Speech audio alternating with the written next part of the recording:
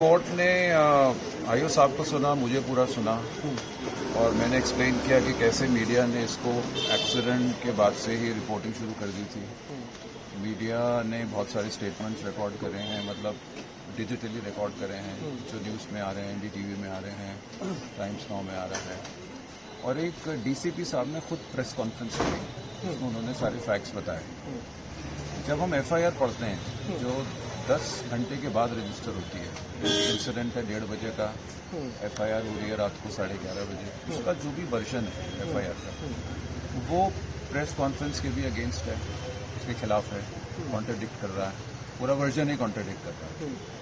और जो एक शख्स है जिसने गाड़ी में बिठा के हॉस्पिटल में लेके गया, उसके भी बयान अगर आप देखेंगे तो मीडिया में बहुत सारे आए हुए हैं, वो भी कुछ और कहानी बताते हैं।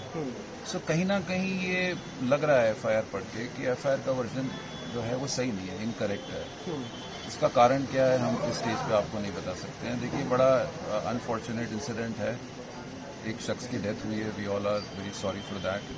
बट जो कानून है, कानून तो अपने हिसाब से चलता है। अगर रैश एंड नेग्लिजेंट ड्राइविंग से किसी की डेथ है और कंट्री में वो बेलेबल ऑफेंस है, फिर वो बेलेबल ही है। आप उसको नॉन वेलेबल घुमा फिरा के कोई और सेक्शन ऐड करके करें, वो बड़ा अनफॉर्चुनेट हो जाता है। इसमें डीसीपी साहब ने खुद बताया कि जो एक्सीडेंट हुआ वो एक्सीडेंट तब हुआ जब एक गाड़ी बीएमडब्ल्यू जैसे सीधी जा रही है, धौला कुआं क्रॉस करते अगर हम आगे जाते हैं तो एक टर्न आता है, तो वो जो टर्न है वो काफ़ी एकदम शार्प है, बहुत शार्प टर्न है। तो जब वो टर्निंग आई तो उसका जो कोने वाला पोर्शन था डिवाइडर के साथ वाला, उसमें गाड़ी पहले लगी, आगे का पोर्शन लगा। ये डीसीपी साहब का वर्जन है।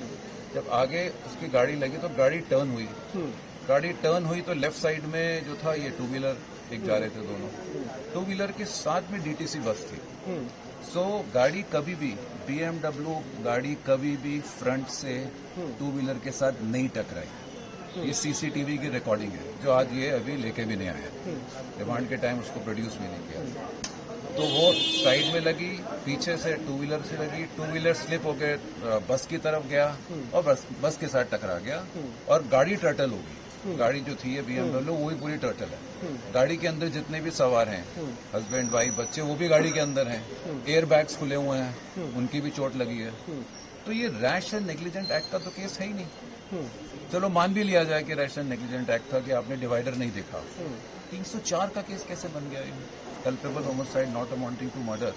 देयर इज एन एलिगेशन कि आप इनको बिठा के 45 मिनट्स दूर के एक हॉस्पिटल में ले गए। वो सुपर स्पेशलिटी हॉस्पिटल है, वो कोई छोटा नर्सिंग होम नहीं है। कई बार ऐसा होता है, मैं खुद इंजर्ड होता हूँ तो मेरा कॉन्फिडेंस होता है नहीं, वो हॉस्पिटल हमने देखा है, हॉस्पिटल बहुत अच्छा है, वहाँ हमने इलाज कराया हुआ है, कोविड में हम वहीं गए थे, अब वहाँ ले चलो, वहाँ डॉक्टर कराएंगे। और ये भी एविडेंस है कि लेडी जो है एक्यूज है, उसने फोन करके डॉक्टर से टाइप कर रही है कि हम आ रहे हैं, आप इमरजेंसी रेडी रखिए। और जब हम वहाँ गए हैं तो ये उसका ड्राइवर का बयान आ रहा है, जब वहाँ गए हैं तो वहाँ सारे डॉक्टर्स ने इनको रिसीव किया, प्रॉपर इलाज दिया। और 46 मिनट्स के बाद, 1:30 बजे का इंसिडेंट है, 246 पे जाके वो ब्रॉड डेड हुए। हाँ, तो 46 मिनट के बाद, यानी कि सारा रास्ता करने के बाद 46 मिनट में आप वहाँ पहुँच भी गए, तो इंसिडेंट हो गया। तो ये कहीं ना कहीं मुझे लग रहा है कि जो वर्जन एफआईआर का है या आईओ साहब का है, वो आप सबकी जो आप लोगों ने इन्वेस्टिगेशन करी है, आपने बयान रिकॉर्ड करे हैं और डीसीपी साहब खुद बयान कर रहे हैं, डीसीपी साहब सीसीटीवी की हवालत दे रहे हैं, वो सबसे कॉन्ट्रडिक्टरी है। आई डोंट नो इसका रीजन क्या है और क्यों ऐसा किया गया है।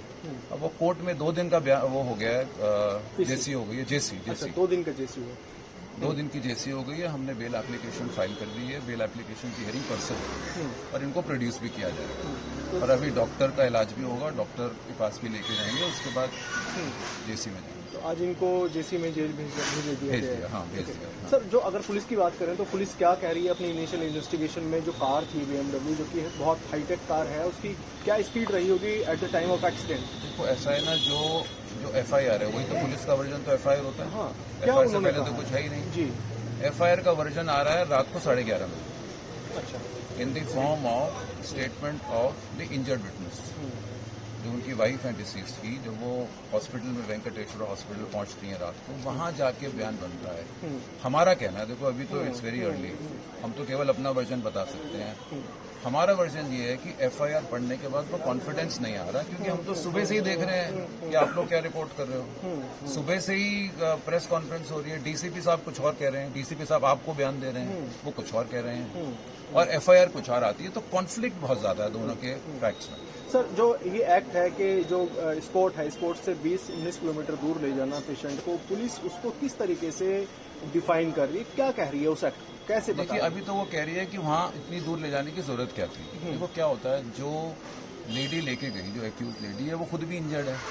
अगर आप ये एलिगेशन लगा रहे हैं कि लेडी जो इंजर्ड है, जो ड्राइवर है, वो हस्बैंड वाइफ इंजर्ड को दूर लेके जा रही है, वो खुद भी तो इंजर्ड है, खुद भी उसका सारा खून निकल रहा है, तो क्या आप ये एक्सप्लेनेशन को एक्सेप्ट करेंगे कि अगर मैं एक्यूज हूँ तो मैं अपने आप को भी इलाज नहीं दे रही, मैं अपने आप का भी इलाज लेट करें? कौन, हु विल बिलीव दिस?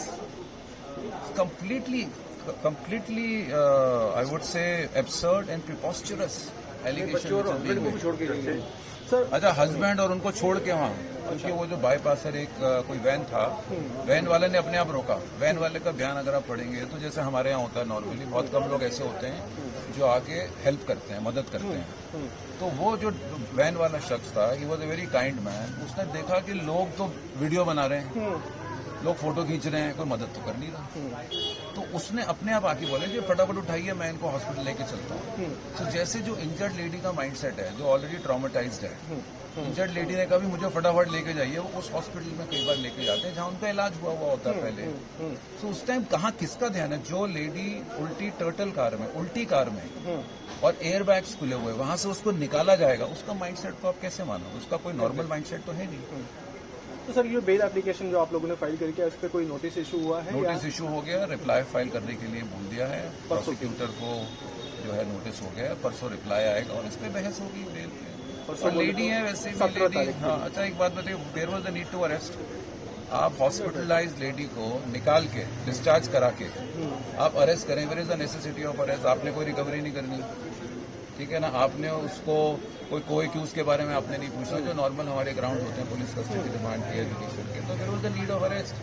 अगर आपको लगता है उन्होंने कुछ क्राइम किया तो आप ट्रायल के बाद उसको कन्विक्ट कर सकते थे। तो मेरे हिसाब से तो अरेस्ट भी जो है वो बेसलेस है।